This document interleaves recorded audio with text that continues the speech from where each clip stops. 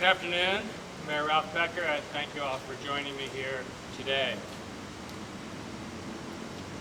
A couple of weeks ago, a well-documented sexual harassment claim in our police department received renewed public attention in the context of a threatened lawsuit against the city.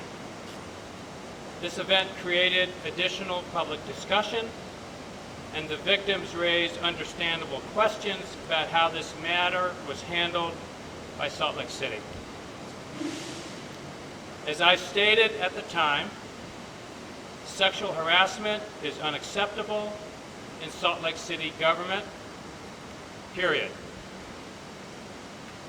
In our city and in city government, everyone should feel included and protected. In this specific case involving legitimate and substantiated claims of sexual harassment by a supervisor in the police department, we have 3 officers who were betrayed by a superior. Their claims were brought to the attention of and reviewed by the city's Human Resources Department and the Police Civilian Review Board. 2 very competent and professional organizations within city government. They both completed a thorough investigation, and both investigations sustained the allegations. While the offending police officer is no longer working for Salt Lake City, unfortunately, this matter was not handled in the way that I had directed at the time. In fact, Chief Burbank's decision was contrary to specific direction from my office. In recent private conversations with me, he had repeatedly asserted that he believed and continues to believe his actions were sufficient. This was also evident in his recent comments to the media on this topic. The chief can speak for himself regarding the rationale for his decisions. Today, I am sharing with you the details of actions I took with Chief Burbank a year ago when he did not properly manage the situation. This corrective action letter was sent to the chief immediately following his inaction regarding the offending officer. The letter in many ways speaks for itself, but the upshot is that I, through my Chief of Staff, David Everett, in coordination with the Human Resources Department and the City Attorney's Office, had urged our police chief to, at a minimum, demote the offending officer and take corrective measures to avoid future incidents of sexual harassment. The police chief did not follow our direction and has taken only modest steps to implement the strong corrective actions outlined in the letter. These actions specifically included additional training and protective procedures for police officers. We have been monitoring the measures outlined in this corrective letter to Chief Burbank over the past year to determine if he was implementing them within the Salt Lake City Police Department. And while some implementation has taken place, on balance, the chief has fallen below my expectations. Over the past year since this situation arose, my team and I have struggled with a difficult situation. We have wanted to protect the privacy of personnel actions, particularly the victims whose identities remained private until they chose to go public a couple of weeks ago. We also didn't want to minimize the remarkable service of Chief Burbank and the ways in which he has reflected the high ideals of Salt Lake City government and our city. Because this unusual situation involves a long-serving and well-respected department director that I directly supervise, I wanted to give Chief Burbank one more opportunity to reflect on his decision and jointly address this issue with me in an acceptable manner. Unfortunately, we've been unable to reach an agreement. So it is with personal regret that I announce today Chief Burbank's departure from Salt Lake City government. He has honored Salt Lake City in many ways by his service and has made us proud in the way he has protected so many people in our community. His strong advocacy for civil rights, protection and inclusion of all residents in the city and our public safety umbrella, and personal actions to recognize the rights of everyone to exercise their First Amendment rights, as he did in the Occupy Salt Lake and Tim DeChristopher protests. Diffused difficult situations and reflected well on our city and on policing. I'm grateful for his service and that he has stayed as long as he has.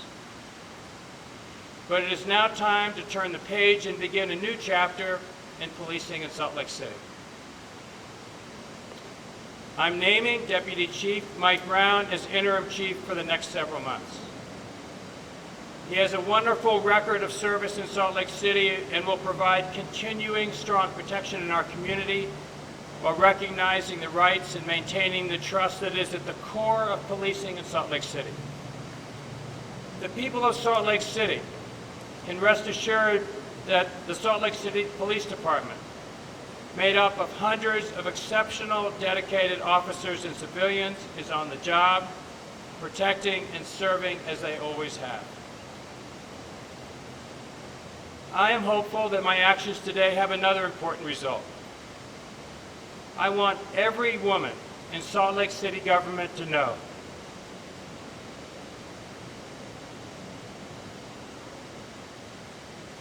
that we value your service and that sexual harassment will not be tolerated.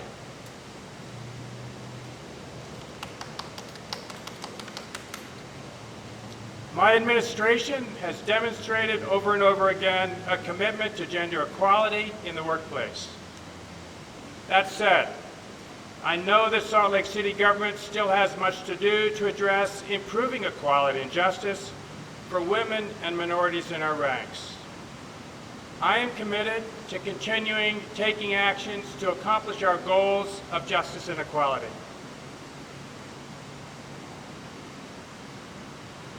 On a personal note, I want to apologize again to our female officers involved in this situation.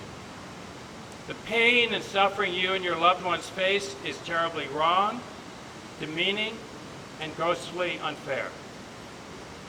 Having your circumstances exposed through the media can only make these incidents more difficult. I hope you can find peace and solace in the years ahead. Now, I want to address some of the statements made about my leadership on this issue. Critics have suggested that I and the city have been lax and have not taken these allegations and behaviors seriously. And they have suggested the city has inadequate policies and procedures in place and therefore tolerates hostile and discriminatory behavior in the workplace. If you examine the facts, especially in light of the more complete information that's available today, I believe you'll find these assertions are wrong. As your mayor, I want to take a moment to also talk about my personal views and experience on this difficult matter. As we have seen over the past 2 weeks, there is no doubt that in an election year, my opponents will seek to use any and all actions of my administration to their political advantage. This is unfortunate. I have strengths and weaknesses like anyone. And as a mayor up for re-election, I expect criticism and open airing of disagreements. However, for anyone who knows me, and some of my most vocal critics know me quite well, they know that I stand firmly and unequivocally for the just, fair, decent, and equal treatment of all people. My first act as mayor was to successfully pursue an end to discrimination that existed in our laws for the LGBT community. That commitment has helped guide our administration from day one to today. The suggestion that I would be in any way apathetic or cavalier about sexual harassment in the city department or in any other workplace is offensive. This is an election year, and I understand how a campaign can heighten rhetoric. Fair enough. I welcome the challenge. But our political process should focus on legitimate areas of policy and leadership differences among the mayoral candidates, and not trivialize or politicize issues as serious as sexual harassment, which involve victims who deserve respect and privacy. I also expect that all of those involved in Salt Lake City mayoral politics this year will maintain civility consistent with the pledge that I, and I presume other candidates, made when we filed for office.